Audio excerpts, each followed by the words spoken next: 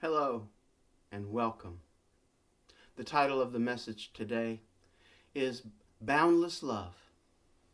But let's begin by affirming our opening statement.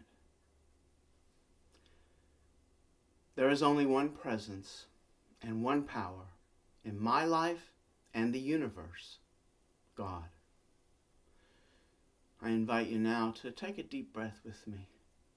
Just breathing in and gently filling your lungs. And exhaling, releasing, and relaxing into this moment, right where your feet are, right now. We open ourselves to Spirit, the Comforter, our teacher. Spirit, always with us, all-knowing. And so it is. Amen. Boundless love. I'd like to begin by reading you a verse from the letter that's attributed to John. So 1 John and chapter 4. And I'd like to read verse 16. God is love. It says a lot right there. God is love. And those who dwell in love abide in God. God is love. And those of us who live in this place of love, we live in God. You see, our napsha self, that sense of separate self, we also call it the false self, is what divides us, it separates us. It gives us the appearance of separation. We are never separated from God. But this appearance of separation that is caused by living from, allowing napsha self or false self to be active in our life keeps us from living, abiding in God. God is love. God is everywhere present all the time. Everywhere we look, everywhere we are, within us, around us, God is. This love, this light, this life, this energy. See, love isn't an emotion. It's not a verb that has an object. This love is boundless. And that's the title of the message. This boundless love. It's everywhere present. It's in fact, it is the basis behind everything. Science is now exploring elementary particles and has come to realize that there is only one universal field of energy, and everything that we perceive participates in this same energy field. God is love.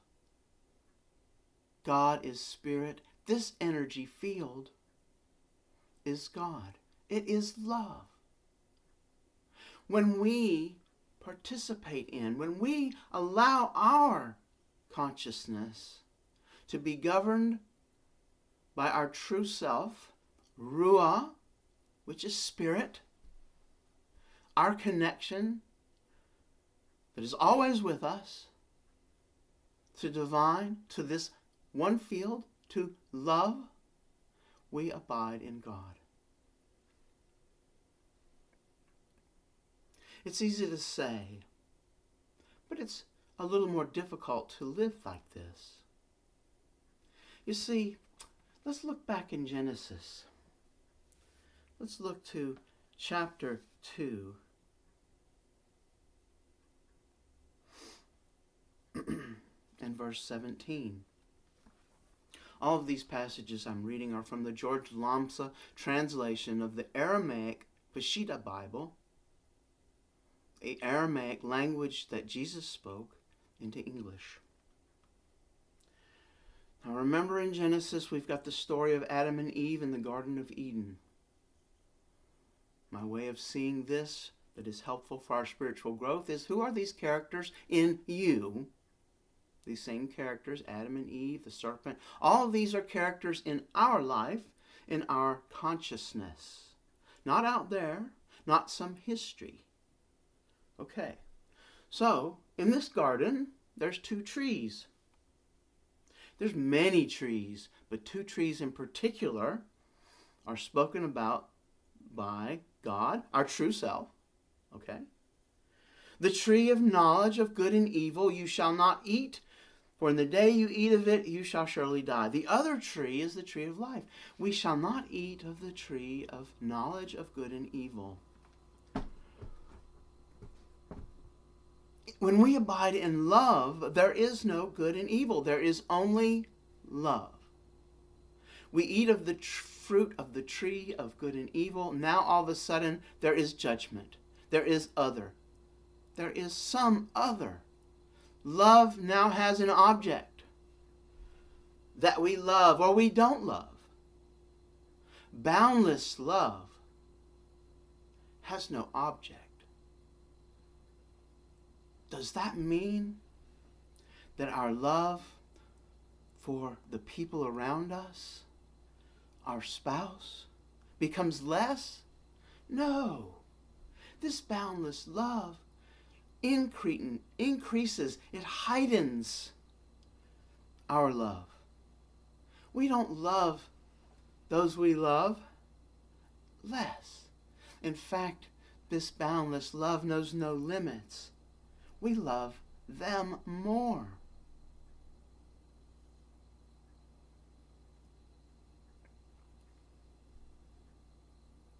Boundless love. God is love. And when we abide in love, we abide in God.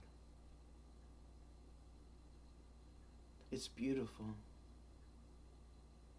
We need to realize when we're in our noxious self, when we're separated, how can we characterize this? How can we remind ourselves that we're living in a sense of separation instead of living from this field of love, living, abiding in God?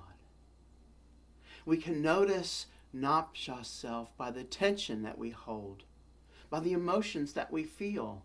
If we're feeling anger, if we're feeling fear, if our body is tense as opposed to relaxed, if we're constricted in our body instead of open,